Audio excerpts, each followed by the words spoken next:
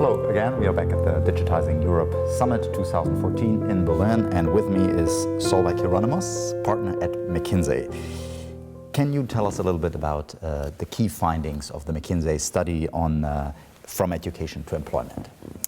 So the number one key finding probably is there's a huge glaring gap of skills across Europe when it comes to European youth versus the expectations of the employers.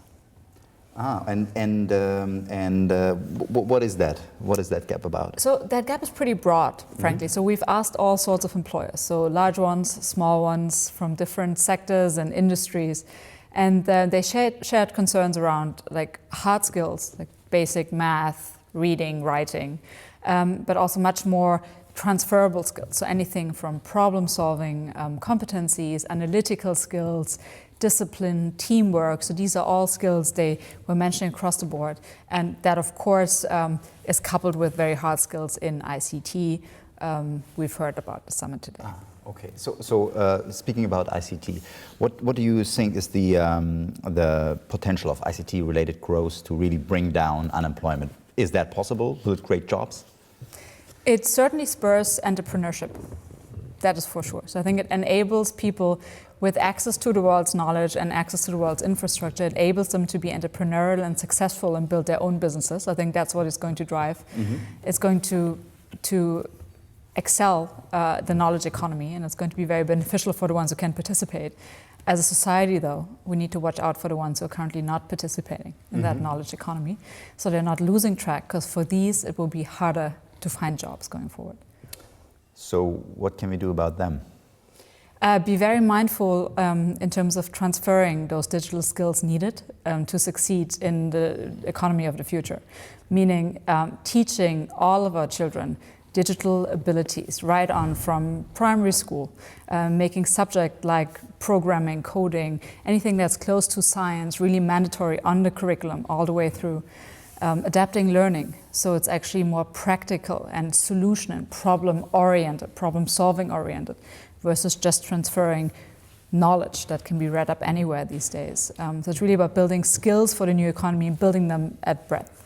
And that is not only coding, but it's also other kinds of... It's enabled. So it's enabled through digital, and in the what, it's more of the coding, ICT skills, more of the science and quant behind it. But in the how, and I think that's the broader share of the problem, it's the ability to apply knowledge to given problems. So building problem-solving abilities, analytical skills, team-working skills is really something you can do better through digitalized and enabled formats. Okay, better than just... lecturing. Yeah, exactly. And so, as far as I understand, the school system is not necessarily fostering these kinds of skills yet. Yes. So how can we bridge that gap between the companies and the education system? Yes. So I think we need to enable, other than having the infrastructure, and I see that as a given. We've heard that at length today at the Congress. Everybody's calling for it. So really, we cannot be stopped at infrastructure. So that as a given. If we have the infrastructure, we need to enable the teachers. We need to enable them to teach in a more interactive, skills-oriented way, using digital in their daily modes to do a better job at teaching. And at the same time, we need to get employers on the table much earlier. So to give input into the curriculum, to really what are the skills they value, like bring real cases from their employment environments to the classroom. Students then get to work on, so they test their real life abilities on those skills, and give feedback to the students. So the first interaction is actually not between an employer and somebody who graduates when they've graduated, or maybe in an internship 3 months before that. But actually building this connection between the world of education and labor markets much earlier on, so that then the selection process for the enterprises also gets much more fruitful. And finally, if you had one wish free for bringing Europe up to speed in terms of becoming digitized, what would that be?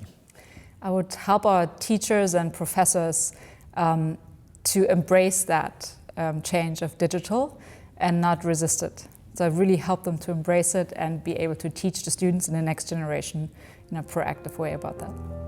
Solveigh Hieronimus, thank you very much. Thank you very much.